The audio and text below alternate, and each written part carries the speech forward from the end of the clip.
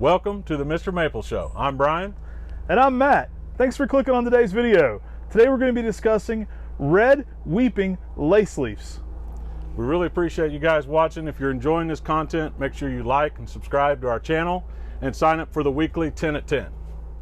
Hi, I'm Tim Nichols from MrMaple.com. We greatly appreciate you watching today's video on weeping red lace leaves. These are some classic weeping red lace leaves, and we'll get into them here in a minute. But first, let's tell you about a giveaway we're doing. Hey, you may have seen already, we're actually giving away one of our Mr. Maple hats. It's really simple to be entered in.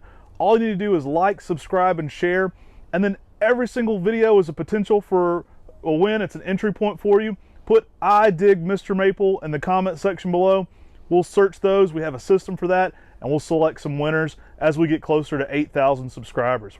We're actually gaining on that very quickly, so it may be coming up very soon. So stay tuned for that. But you can participate every single day by putting the I dig Mr. Maple in the comment section below. So we hope you enjoy this, and if this goes over well, we may have some even bigger giveaways coming in the future. And we've been seeing people go through and put I dig on all of our videos. You can actually put them on all of our previous videos as well, so Yeah. it's not just the new videos. Yeah. The first one we're talking about today. Today we're going to talk about Inaba Shidari. Don't talk about obviously dopey. Nailed it. Is Acer palmatum Anaba Shidari. This is a nice weeping dissectum lace leaf that has more of a lavender color in the spring if you give it more sunlight. It can actually be more lavender purple than that red purple in the early spring if you give it enough sunlight, with a nice cascading arching habit to it. And it does go a little greener during the summer, but that typically gives you a much brighter fall color. Yeah, Shidari is a reoccurring word we see a lot in Japanese maple, which means weeping. And this one just has that low, graceful weeping form. You know, it's going to make a small umbrella. We describe a lot of these lace leaves as a low umbrella type shape. Inaba Shidari is a classic for that form. It's going to be a low cascading umbrella with a very elegant leaf. It's a lot of people's entryway into Japanese maples. I would say this is one we've certainly sold a lot of. And it's a lot of the ways people get into Japanese maples are some of these classic forms. And it may be their first maple, but hopefully it's not their last, because you kind of get into these and you get excited about them, and then you continue on collecting from there. Many of y'all may have saw our video that we do specifically on this, where Matt's daughter introduces this. We may add that clip in here because it's awesome. Love it. But She's 5 now, the next week. So wow. we'll have Caroline on camera some more, but she'll be 5 next week. So it's actually, she's grown a lot since that video. It's a classic video, but this is a classic Japanese maple. It's one that's extremely heat tolerant, performs well in the deep south. It's one we've been growing for a while because it's a nice, vigorous, weeping red lace leaf that'll thrive in most people's gardens. Yeah, it's an easy one to grow. We definitely recommend Inaba Shidari for hotter climates. It works great in the south. These are all going to work zones 5 through 9. We do notice Inaba Shidari is particularly sun tolerant. If you can give it late day shade, you will hold that brighter red later into the summer colors. It is one that tends to get a little green late in the summer, and then excellent bright red fall color. But an exceptionally durable Japanese maple. We're going to say this with a lot of the lace leaves, but it's a great candidate for that container garden. So it's an awesome usage for that because it makes a really nice shape too. It's going to make some really intricate cascading shapes, which give it a really interesting look structurally, even out of leaf. Yeah, it's one that a lot of our customers have that are around here in the local area have in their gardens, and we've got a gorgeous one in our display garden. Because it's such a good grower for us, it became one of our most popular red lace leaves that we produced here at Mr. Maple. Yeah, if you're watching these videos, you might be familiar with our family story, but our dad started this nursery. He's been growing Japanese maple since the early 70s, and I would say it was probably his favorite lace leaf to offer. It's one that Dad's offered a lot. So it's certainly one that's here in Western North Carolina. There's some beautiful specimens around since Dad's been offering that one for quite a while. So next up on the table, we have Acer palmatum dissectum Crimson Queen. Now you may have heard that term dissectum thrown in there. We actually list some that way. They're just the lace leaf form. So that's simply a technical term for lace leaf, and Acer palmatum being Japanese maple. So Acer palmatum dissectum Crimson Queen is a classic maple. It's probably one you're familiar with. Again, it's many people's entryway into Japanese maples would probably be through Crimson Queen. One, it's one you can say, right? There's something in that too. It's easy to pronounce. It's probably a lot of people's first Japanese maple. It's a classic one for that form. This is going to be another red that's a low weeping umbrella. What sets this one apart is it's really a lower grower and a lot wider than it is tall. Yeah, this is a great tree for a lot of people's landscape because it doesn't get very high, so it's often used underneath windowsills or something like that right in front of a house because Japanese maples have that shallow, non-invasive root system. And with that Crimson Queen shape of being short and wide, it makes a ideal specimen for that. Crimson Queen is a brighter red in the spring, and it holds that color fairly well with some protection from the hot afternoon sun throughout the summer. And then in the fall, it goes to a bright crimson red. This is one weeping red lace leaf that you want to give some protection from that hot afternoon sun because it is one of the best at keeping its red color in the shade. With more shaded, with dappled light, it's one of the best red Japanese maples for doing that. But this is a Japanese maple that you want to give some protection from the hot afternoon sun for best growth rate and so that it will thrive and do well in the landscape. Yeah, very simple one to grow. This was an introduction by our friend, the family of the Vercade family, and our friend Dave. You may have heard of us talk about him in some other videos, and this comes from his family who's introduced so many great plants. It's certainly a classic. Crimson Queen is going to be one that you're probably familiar with, as you've heard me say, as it's popular all around the world, but it may be underutilized too. I mean, it's an awesome candidate for container gardening because of that low weeping shape. It's one that's always popular in plantings. That late day protection is definitely going to give you the best colors, and you're going to hold those reds later into the season. One thing I like about Crimson Queen too is it's a very dense, full habit. So it's typically one that you don't see into the structures of unless you're opening it up and pruning into it some, because it's going to grow very full and thick in its structure. And that's typically the way that one looks by design. So if you don't stake it up high or prune it quite a bit, it'll definitely be a very full, dense look to it, a very full canopy. Yeah, and this is a nice slow grower. This is one of the oldest trees in our garden at Maplewood Gardens, and it's still not very large. There's a lot of other weeping red laceleafs are much larger than it, and it gets some protection from the hot afternoon sun, puts on some amazing shades of that red throughout the spring and even some of the summer with some of that shade. And that fall color is really where this tree gets its name, is that Crimson Queen, that crimson fall color, where it just lights up the landscape with that brighter crimson color. Yeah, a lower weeping overall habit. It's another reason why we always tell people the oldest trees aren't the biggest trees. They've just been around longer, so you've seen older specimens of them. And this is a cultivar that's been around and popular for a long time. And so there are some amazing specimens of it, but it is one that's relatively small in that 10-year period. And one thing to note too is just because someone says this is a dwarf weeping laceleaf, often people will say, oh, this is a Crimson Queen. That's not really the case. We're going to be covering lots of weeping red laceleafs, and people have incorrectly applied Crimson Queen to a lot of Japanese maples like they do Bloodgood to Bloodgood seedlings. So keep that in mind as we're talking about these cultivars. We're talking about the specific cultivars in mind, and the original Crimson Queen is a nice slow grower and really needs that protection from the hot afternoon sun in the south. You know, some places in the Pacific Northwest might be able to handle more sun, but it's a fantastic weeping red laceleaf that really, like Matt said, can be used in even more spots in the landscape because of that short and wide habit that it has. Yeah, it's a unique one for sure. You know, there's a lot of nuances to these, and a lot of people will say, especially the untrained eye, that a lot of the red laceleafs are all the same, but they're certainly not. And this one's one I think that a lot of people can pick out from the leaf shape as being distinctly different. Yeah, one thing about this is that the sublobes on the leaf aren't as divided as a lot of the other types. And so when you look at the mature growth on a Crimson Queen, you can actually look and see that the leaves are a little more thin on the dissected leaves than, say, a Tamukeyama, which may have even more deeply serrated lobes on each leaf. So it makes it a little easier to pick out for sure. But it's one we love, and I think it's another classic. I mean, it's one that's you've probably heard of before, but hopefully that's a little more information on it for you. And it's an awesome Japanese maple that you're going to love in your garden. Next, we have a Japanese maple that's growing in popularity every single day. We've got Acer palmatum, dissectum, Orangiola. I love Orangiola for its color changes. This is one that just goes through every color in the spectrum. It's often going to leaf out with almost a more reddish color, is how we threw it into this group. But it goes through, you know, red really doesn't even describe it right because it's got a ton of shades within that as well. And what I actually like it for, probably the most, would be the midsummer color. I think it is one of those, you think of taking photos of your Japanese maples in spring and fall, but I think this one is like at its coolest maybe in like June, July. It gets greener older growth, then red new growth, almost pink and orange new growth on top of that. So it really gets some beautiful accents over top of that, and I think it contrasts with itself really well. The fall can be quite exceptional too. it goes from shades of oranges and reds to almost magenta sometimes. So it's a really beautiful fall color.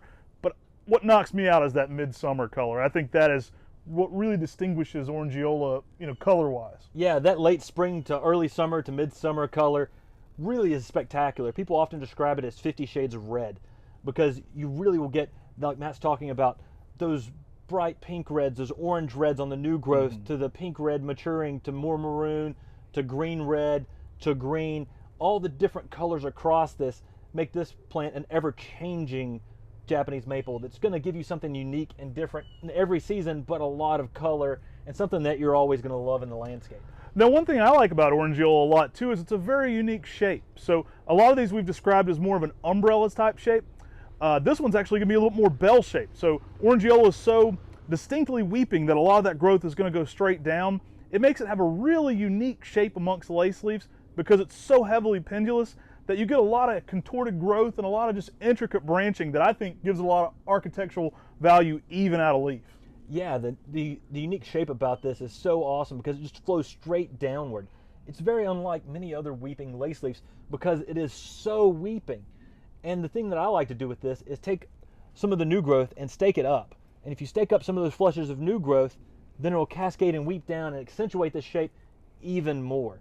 This is such a fun, classic Japanese maple by Hidden Hollows Nursery in Oregon. We had the pleasure of going and visiting an older nurseryman that was really good friends with him. Yeah, Bob Balzer took us out there and kind of described a little bit of the history about Orangiola. And, you know, we're just big tree geeks. I actually am a history major, so we love the history of Japanese maples, and we like to approach them from that category. So whenever we get with some of those older nurserymen, we love to just sit back and get quiet and let them tell us about it and just soak up some of the history and knowledge they have about these. And we love passing that along to you as well, too. So we hope to have a little segment here by Bob about Orangiola. The one that really I worked on for a long time, and Talon was working on it too. You're familiar with Orangiola? Yes, sir. Yep. It's a great plant. And so the guy that found it was Coxenberger from Happy Hollow Nursery in Aurora. And I got to know him pretty well, really nice guy. And so I saw it up there one year, and I said, how about buying a stock plant? And he said, no, not until next year. So next year I went up there and I bought a stock plant from him, and they let it grow with it. They sent out this trail. Yeah. So he brings the plant out, he goes out with these shears, and he cuts off a whole handful of sandwood like this. So I come home and I took every one of those suckers and I got as many as I could get. And I ended up with about, I guess, 75 or more of the liners. But it's a great plant. Oh yeah. Oh yeah. It's got real. I'll show you one here that I grafted.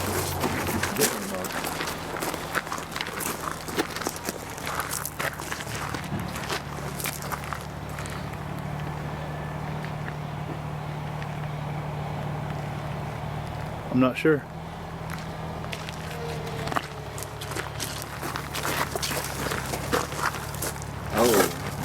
Oh, the twist. Ah, I see. Nice. I should look closer. Yeah, the We're looking at the leaves. I was looking at the leaf structure. I apologize. I should look closer. Nice. I like that. It has the twist all the way Yeah, up. that's gorgeous. Did you intertwine different ones, or was it the one central leader that was twisted? It was a guy down in the south that was growing Christmas trees, and he was trying to learn how to graft, so I was giving him some hints on how to graft. So one day he brought me in a whole flat full of seedlings about this tall. And I said, it's a shame to cut these suckers off. So I took them all and twisted them together, tied them up, and where they touched it to the grafting knife, touched it. And then when they got the height it is, I grafted Orangiola. Oh. Very nice. Nice. Very nice. So our next tree is one you definitely know, and you've probably heard. You may be growing this one in your garden. Turkey Mama? Turkey Mama. Yeah, we were at a garden show in Nashville, and somebody said, "That boy say Turkey Mama." So it has become Turkey Mama sometimes in our nursery. But today's this tree is Acer palmatum Tamukeyama. Yeah, Acer palmatum dissectum Tamukiyama is a nice classic weeping Japanese maple. It's a classic Japanese maple from over 200 years ago by Kobayashi Momiji there in Japan. 28 generations of nurserymen down the line. We've actually had the pleasure of going and visiting there and the honor of visiting this nursery and geeking out and seeing this piece of Japanese maple history still in existence today. And they introduced Tamukeyama Yeah. 300 years ago. Pretty cool if you get to go to a nursery that named Tamukeyama. That's a pretty good one to have in your listings. I love this one because it's very sun tolerant. This is going to be another weeping red that is exceptionally heat tolerant, exceptionally durable. Tamukeyama can often handle that late day sun up to zone 8. So it's an exceptional one for that late day sun exposure, even in some hotter climates. And one of the great things about this one is it holds its color so well throughout the season. If you give this one sunlight, it typically holds it super long into the season, all throughout the entire season, and then you typically get a really good fall color out of it as well. Yeah, now we often get asked, how would Inaba Shidari be different than Tamukeyama? Well, one thing I noticed right off the bat when walking up to the two plants that have been growing the landscape, Tamukeyama often has a more open, airy appearance. You typically can see into the structure, you typically can see the branching, so it's going to have a little bit more of that bonsai-esque look to it, where you're not looking at a dense, covered tree. Now, that's not to say it can't get that way with age for sure, but in general, the structure you can actually see into, and it's a little more open and airy. Yeah, so if you're thinking about pruning your Japanese maples into that floating clouds style of pruning. Or floating cloud. Yeah, floating cloud style pruning. By doing that, Tamukeyama is going to make a much easier choice to work with because it's easier because it naturally already starts to be a little more open when you're pruning. Yeah, an excellent tree for the container garden, especially if you're going to get in a sunnier spot. Typically with containers, I do recommend getting your containers in some late day shade, but this is one of the most exceptional heat tolerant Japanese maples, and probably why it's so popular in the trade is for that durability. It actually leaves out a little bit later too, which we love here in Western North Carolina. We're zone 6B here, so we love when Japanese maples are a little bit later to leaf. It's probably on that 2 week after a lot of other Japanese maple spectrum for leafing out, which does give it some protection from those late frosts. So a little more heat tolerancy with this one, and a little more of that cold tolerancy in the zones that may get a late frost. And this is one of the ones that holds its color of red the best throughout the summer once established in the landscape. That's really important because when a plant gets established in the landscape, it takes up water and nutrients by itself. Young plants may go a little more green, or maybe coming from a greenhouse setting where they get a little more shaded, so they won't be as red for you as once they get established out in the landscape. Now, one thing to always remember too, if your plant is turning greener during the summer and you've got a Tamukeyama and you've got it out there and it's more established, it may be going through a drought or something like that. And so you may need to give it more water because often chlorophyll will come into a plant if it's getting a little more heat stress or a little too much sun or a little too much drought. And so by giving it water, that's one thing that may actually be a good indicator that you need to water more. One of the few times I've actually seen Tamukeyama go a little greener is when we had a huge drought here in Western North Carolina. It's not very often. We had a bunch of wildfires go across, and that was probably 1 year that I've seen out of probably my life that I've seen Tamukeyama go green during the summers because we had such a big drought that you need to water the plant a little more. Now, any of our Japanese maples can get a little green right before that fall color. They do tend to store chlorophyll right before that fall transition. Yeah. So you will see any of them be a little bit more green right before that peak fall color starts. Also, heavy shade can influence the colors a good bit. Oftentimes, if we're at a garden show, trees that are outside of our booth will have a booth that's slightly in the sun and out of the sun, and the trees that are in the, the heavy shade of the back of the booth will actually get a little greener by the end of the garden show. So we'll rotate them around. It's not uncommon for some of these that are very bright red to even get a little bit greener while being shipped to you in the box because of that sunlight. So those factors can factor in. Early morning sun, late day shade works for all of them, but this is one that once you get established can handle that late day sun exposure even in zone 8. And this is going to be one of the red weeping lace leaves that holds its best throughout the summer. So I think you're going to really enjoy this one in your garden. Next we have possibly the smallest weeping red lace leaf and one of the thinnest leaves. We have Acer palmatum dissectum red filigree or red filigree lace. Yeah, really small foliage on red filigree. It's going to have some of the most intricate branching and the most intricate foliage. Every one of those little lace leaves is just microfied. I mean, it's the smallest version of a lace leaf foliage you'll ever see. It's really cool in that it has that very thinly dissected leaf that is just, it gives it a really unique palette for that color for sure. And I love the fact that this is such a small plant. This makes an excellent container plant. And one of the other things that's really unique about this is it does so well in the shade and holds its color in deep, deep, deep shade. And it holds well throughout the summer, even in deep, deep, deep shade. And so it's a nice, excellent dwarf container plant that you can bring on your porch in a more shaded spot that's going to be extremely slow growing. And its leaves are almost thread-like. Yeah, it's an excellent one for that container garden. Shout out to my Aunt Patty. I believe she has one of these in her container garden in Black Mountain for that very reason, because it looks great on the patio. You can have it in heavy shade. It's still going to be dark maroon, and the colors are still just excellent. But that smaller overall habit lends it extremely well to container gardening. For leaf shape, it is one of the most unique weeping lace leaves. People often say it's very difficult to graft because the branches can get a little more twiggy, but the reason is because it's a very slow grower, so it doesn't put on a lot of new growth, and it has such very thin branching and thin leaves. It's a small dwarf. It is a true dwarf weeping lace leaf Japanese maple. Yeah, it's a very dark, bold maroon, and it holds that very well, as you heard Tim say, and it goes to a bright scarlet red in the fall as well. So some excellent changes to it, and just a really, it's hard to actually capture the foliage because the foliage is so small that it's often difficult to photograph. Like it's hard to get the camera to focus. Yeah, because it's so detailed. It's so thin too that your camera will be focusing on what's behind it or what's beside of it because the leaves are so thin. It's like trying to take a picture of a thread. Yeah. Try doing that on your phone. It's really difficult. But an excellent tree, and it's one you're going to love for that smaller overall habit. I've seen some specimens of this that were just amazing. It's one that's not going to get too big overall. Even in the 10-year period, we listed as like 4x5, so a very small, compact plant. And you know, because of that, it's going to be excellent for so many different uses. Maybe even smaller. I mean, I've seen some that are quite old that don't have much size to them at all, which is nice. The one in our parents' garden, we've got a whole video on this, is probably about 10 years old. Yeah, at least. And it's tiny, and it thrives and does well for us. It's an excellent dwarf that is very unique. If you're a collector, this is one that's really going to stand out from the crowd of your weeping red lace leaves, and it's something that's going to give you something very unique and different.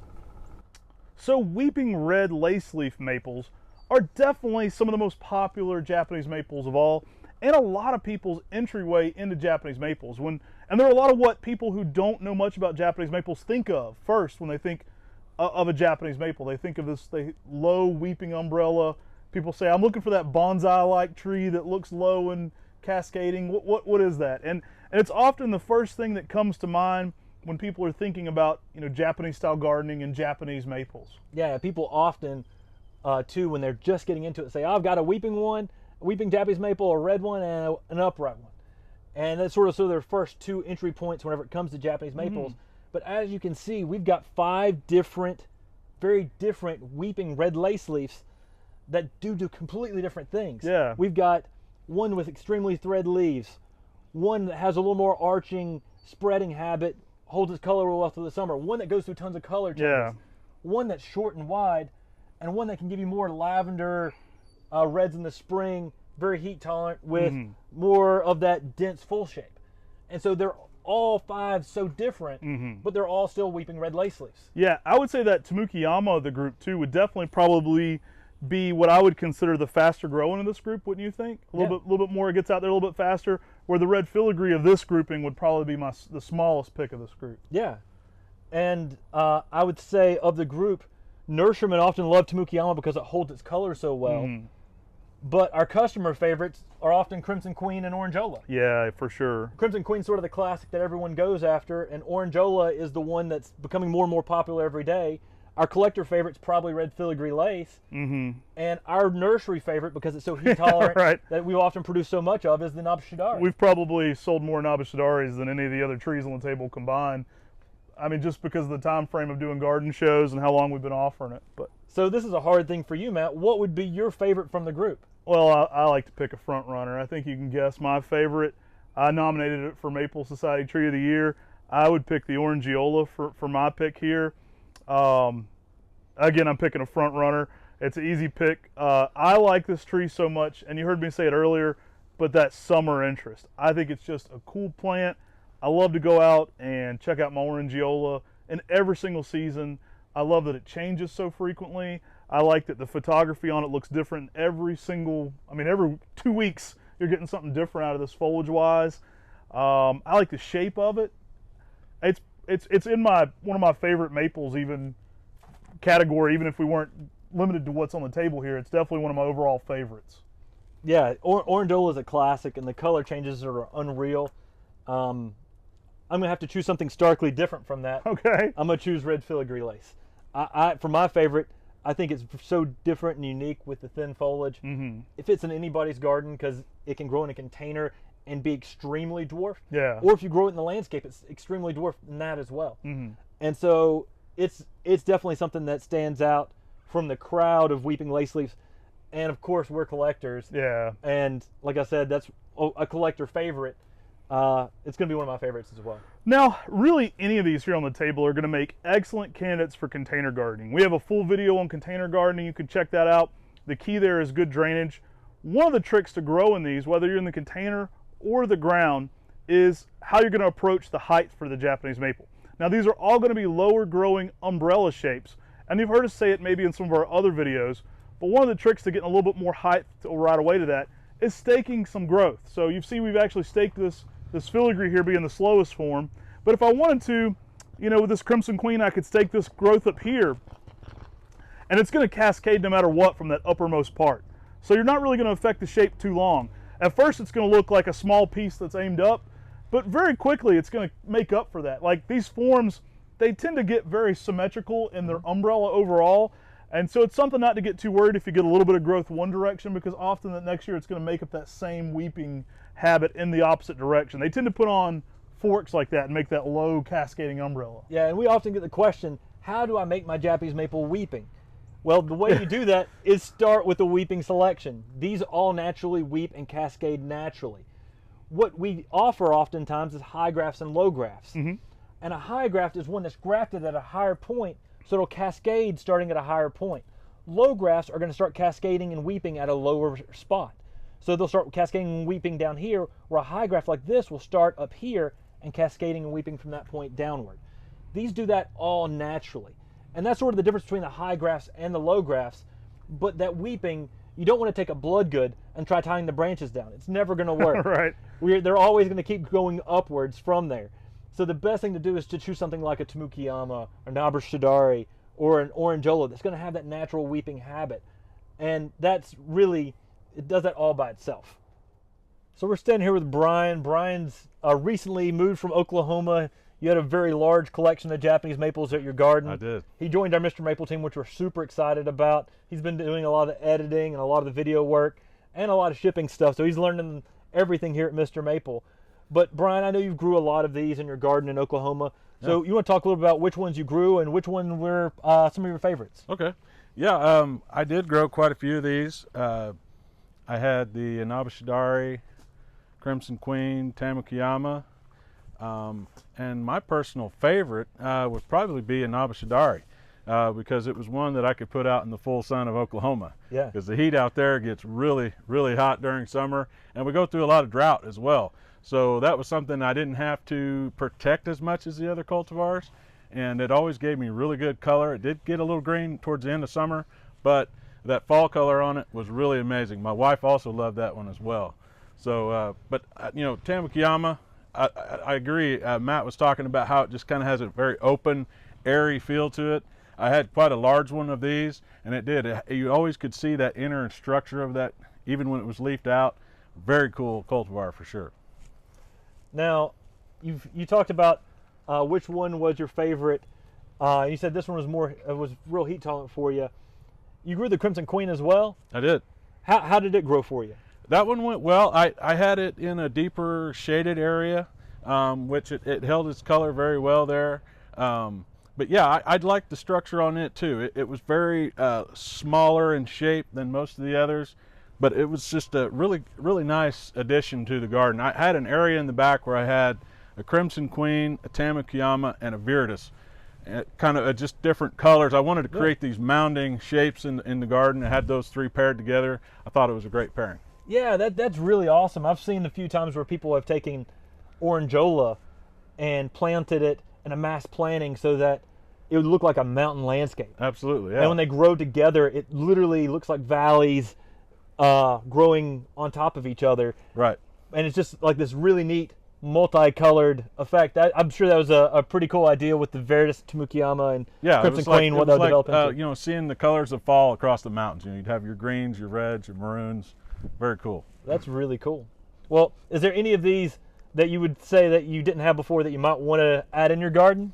Absolutely. You know, for years I wanted to get an Orangiola. I could never, for some reason, find the one. You know, sometimes when I go nursery shopping, I would like always find the one that spoke to me. I know that's kind of weird, but I know a lot of people understand that.